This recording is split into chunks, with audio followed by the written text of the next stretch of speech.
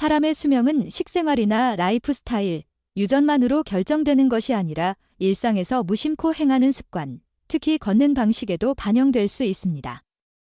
많은 과학적 연구에 따르면 걷는 자세나 속도, 그리고 몇 가지 특징을 살펴보는 것만으로도 그 사람의 건강 상태와 수명을 어느 정도 예측할 수 있다고 합니다.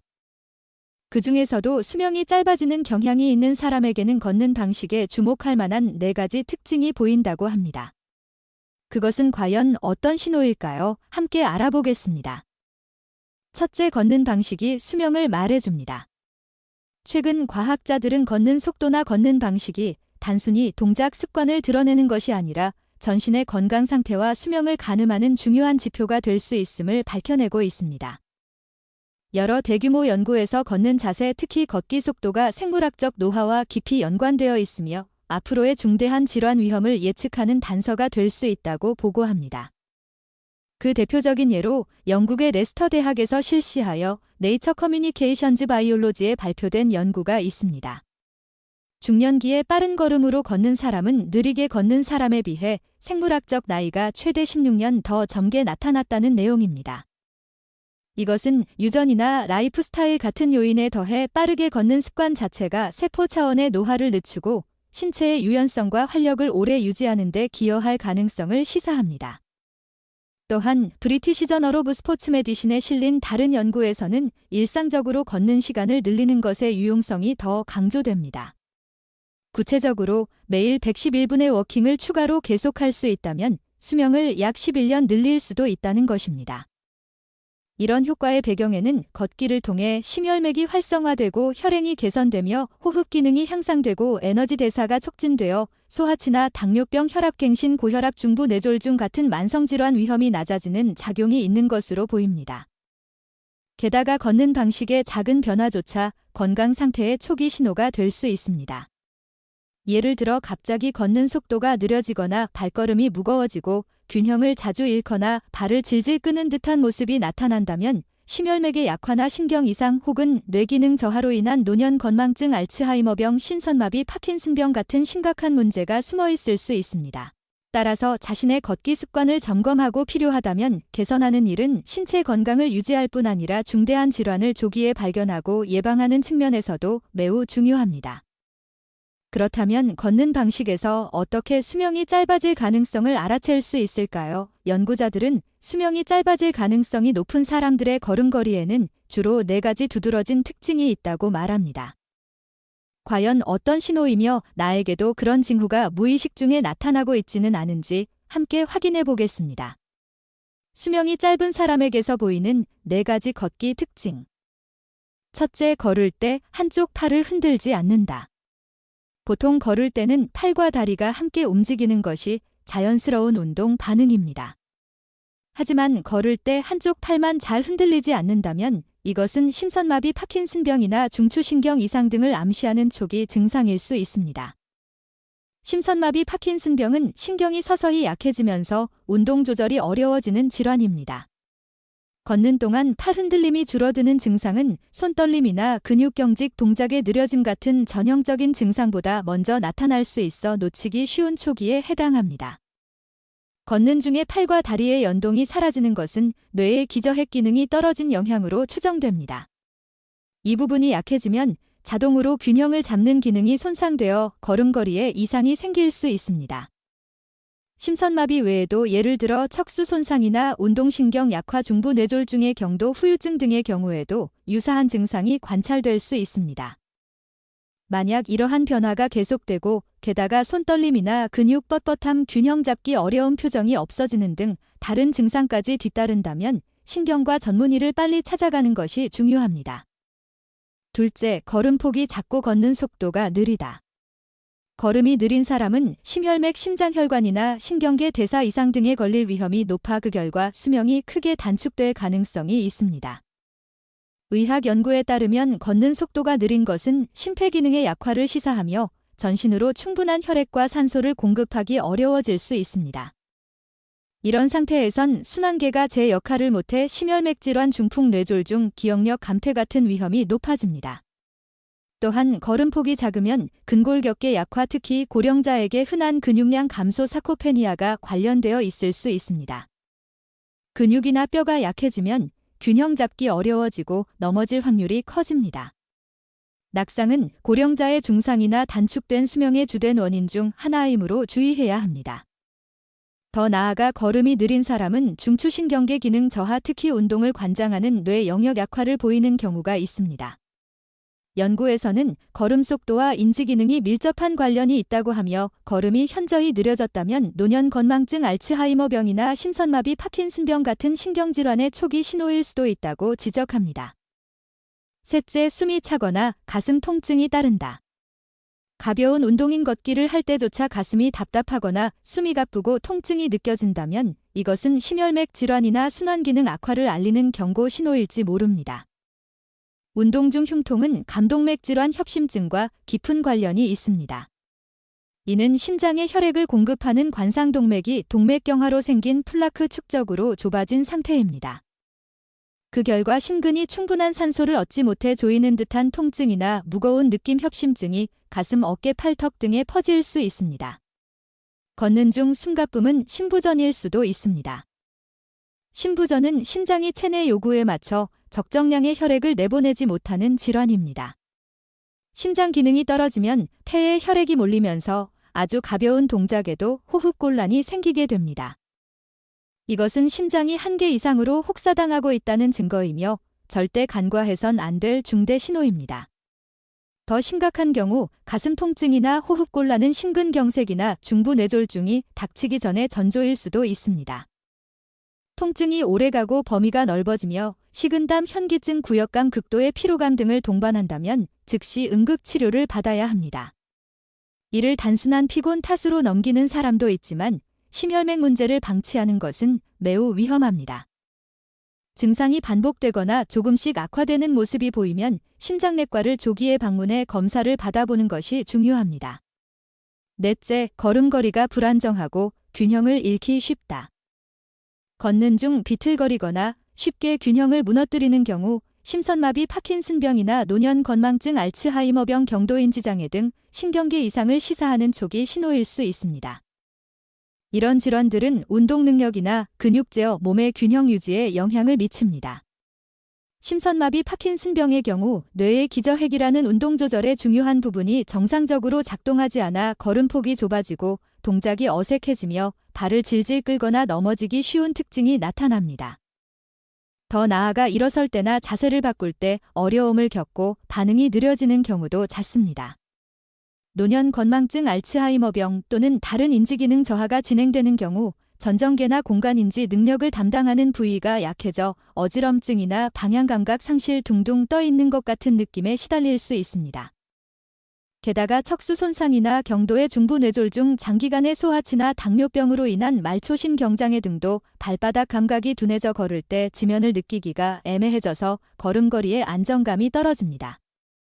고령자의 낙상은 대퇴골, 경부골절이나 두부외상, 내부출혈 등 치명상을 일으킬 위험이 있으며 삶의 질이나 수명에 직접적인 영향을 미치는 원인이 되기도 합니다.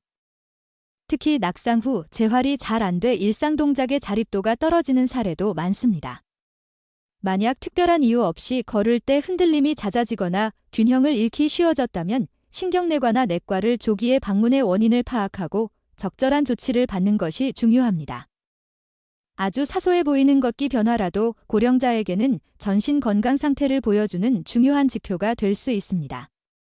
걸음폭이 좁거나 팔을 흔들지 않게 되거나 걷는 중 호흡곤란이나 발걸음에 불안정이 느껴진다면 심혈맥, 심장혈관 또는 신경근골격계 문제와 긴밀히 연결되어 있을지 모릅니다. 이를 방치하면 삶의 질이 낮아질 뿐 아니라 수명 자체를 줄이는 결과로 이어질 위험도 있습니다. 그렇다면 어떻게 해야 건강한 걸음을 유지하고 운동 능력을 높여서 장수로 이어질 수 있을까요? 여기서는 매일의 보행을 더욱 안정시키기 위한 신체적, 정신적 관리 방법을 알아보겠습니다. 첫째, 균형 능력을 키워 넘어짐을 막는다.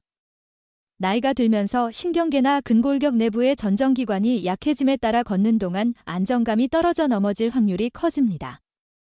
낙상은 고령자에게 심각한 부상의 원인이 되어 삶의 질과 수명에도 영향을 미칩니다. 따라서 다음 같은 운동을 생활화하면 몸의 균형 능력과 반응 속도가 강화돼 안정적인 보행을 하기 쉬워집니다. 한 발로 서기 훈련. 내부 전정과 몸통 근육을 강화하는 기본 방식입니다. 한 번에 각각의 발로 30초씩 서서 좌우를 번갈아 해보면 서 있는 동안 몸의 균형을 잡으려는 반응이 높아져 낙상 예방에 유익합니다.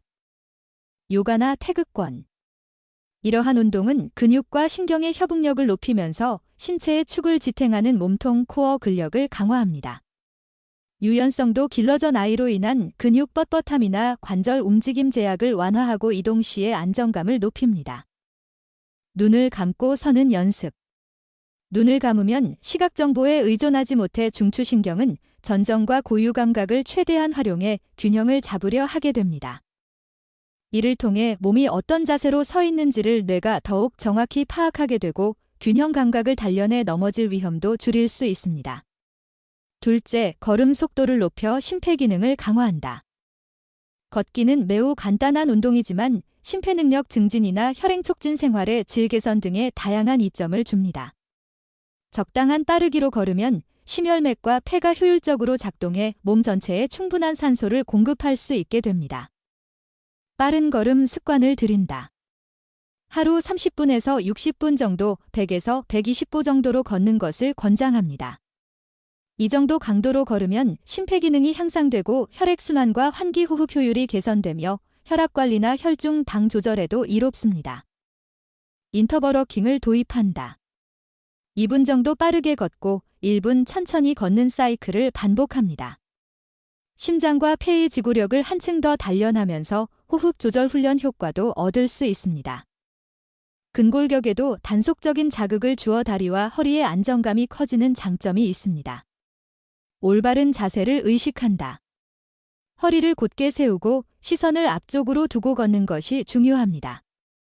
등이 굽거나 허리가 꺾인 자세는 피해야 하며 이를 지킴으로써 척추와 허리 무릎에 불필요한 부담이 덜 가고 부상 위험을 줄일 수 있습니다.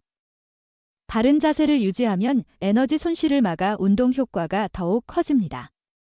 이런 관리와 운동을 매일 생활에 더하면 보행 안정성과 체력이 함께 길러져 낙상이나 심혈맥 질환 같은 위험을 줄이면서 더 오래 활기차게 지낼 가능성이 커집니다. 무리 없는 선에서 꾸준히 실천해 보세요. 셋째, 심혈맥을 관리해 걷기 이상을 막는다. 심장혈관의 건강은 안정된 보행을 유지하는 데 필수적입니다. 순환 기능이 낮아지면 뇌나 근육신경에 혈액과 산소를 충분히 공급하기 어려워져 쉽게 흔들리거나 균형이 깨지고 운동 능력도 떨어지기 쉽습니다. 그러므로 심장을 잘 관리하는 일은 심장 자체를 지키는 것을 넘어 걷기 이상을 최소화하기 위해서도 중요한 과제입니다. 혈압과 혈당, 혈중 지방, 콜레스테롤을 관리한다. 혈압이 오르거나 지방대사가 흐트러지면 혈관이 손상되고 뇌나 근골격에 가는 혈류가 줄어듭니다. 이 때문에 운동 시 협응력이 떨어져 걸음걸이에 불안정이 생길 수 있습니다. 이런 수치를 건강 범위에 유지하면 심혈맥 질환, 중풍, 뇌졸중, 인지기능 쇠퇴를 예방하는 데에도 유리합니다. 정기 검진을 받는다. 심전도나 혈압 측정, 심혈맥 기능 평가 등을 꾸준히 하면 관상동맥 질환이나 부정맥 심부전 같은 잠재적 질환을 빨리 알 수 있습니다. 이는 어느 것이든 운동 능력이나 균형 감각에 큰 영향을 주므로 조기에 치료받아 혈류가 좋아지면 뇌와 전신의 산소 공급이 개선돼 걷기의 안정성도 확보하기 쉬워집니다. 균형 잡힌 식사를 신경 쓴다. 질 좋은 단백질과 신선한 채소, 과일, 오메가3 지방산이 풍부한 식품을 적극적으로 섭취하세요. 오메가3 지방산은 심박 리듬을 안정시키고 동맥경화 위험을 낮추며 혈액순환을 개선하는 작용을 합니다. 이를 통해 신경과 근육에 산소가 원활히 공급되어 운동 기능 유지나 걷기 안정에도 좋은 효과를 줍니다. 넷째, 하체 근력을 길러서 탄탄한 걸음을 노린다. 허벅지와 엉덩이, 종아리 같은 하체 근육은 안정된 걸음을 지탱하는 핵심으로 아주 중요합니다. 이 근력이 줄어들면 걸음이 쉽게 흔들리고 넘어진 위험이 커집니다. 하체 근력 운동을 꾸준히 하면 운동 능력과 균형감을 높이고 장수에도 긍정적인 영향을 기대할 수 있습니다. 스쿼트, 앉았다 일어서기. 하루에 15에서 20회 정도를 목표로 해보세요. 허벅지 앞뒤 엉덩이 근육이 강화되면서 무릎과 고관절의 지구력이 향상됩니다. 하체가 탄탄해지면 일어서기가 쉬워지고 걸을 때도 든든하게 발을 내딛게 됩니다. 런지 앞으로 나아가기. 허벅지와 엉덩이 몸통 코어 근육을 집중적으로 단련하는 동작입니다. 걸을 때 균형이나 자세 조절이 나아지고 고관절 유연성도 높아집니다. 관절 뻣뻣함을 줄여 발걸음의 어색함이나 불안정감을 예방하는 데도 도움을 줍니다. 카프레이즈 발끝으로 서기. 하루 20에서 30회를 기준으로 하면 종아리와 발목 주변 근력이 강화됩니다. 비복근이나 가자미근이 튼튼해져 발목을 포함한 하체 균형 유지 능력이 좋아져 걷는 중 컨트롤이 수월해지고 발에 걸려 넘어지는 일을 막는 데에도 효과적입니다. 여러분께 걸음걸이는 전신 건강 상태를 비추는 신호일 뿐 아니라 삶의 질과 수명에도 직결된다고 합니다. 날마다 운동량을 늘리고 심혈맥 관리를 병행하며 균형 감각을 키우고 하체 근육을 강화하면 넘어짐 위험을 줄이고 더욱 젊고 활기찬 일상을 이어갈 가능성이 커집니다. 사소한 습관이라도 하루하루 쌓다 보면 큰 변화를 가져올 수 있습니다. 지금부터 시작하는 긍정적인 노력이 유연하고 튼튼한 몸을 만드는 토대가 됩니다. 이 글이 도움되었다면 꼭 좋아요나 공유를 해주시고 다른 건강 정보도 놓치지 말고 살펴보세요.